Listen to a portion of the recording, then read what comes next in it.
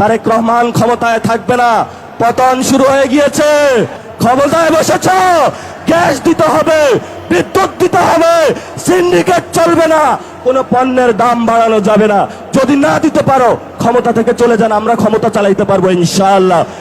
Gas দে, বিদ্যুৎ দে, পানি দে, না হলে গদি ছেড়ে দে, এই কথাটারে কিন্তু ভারপ্রাপ্ত মহাসচিব মির্জা ফখরুল ইসলাম আলমগীর নিজেও বলেছিলেন, শুনেনি। বিদ্যুৎ দে, গ্যাস দে, পানি দে, নইলে গদি ছেড়ে দে। গ্যাসের দাম, বিদ্যুতের দাম কমাতে হবে, কমাতে হবে। আসলে এই যে একটা সমস্যা, এই সমস্যাটা যে দলেরই আসুক না কেন, যে দলই ক্ষমতা আসুক না কেন, এই একইভাবে আন্দোলন করে, একইভাবে কথা বলে, কিন্তু আসলে কি এই সমস্যাটা কি সমাধান আসলে হয় না।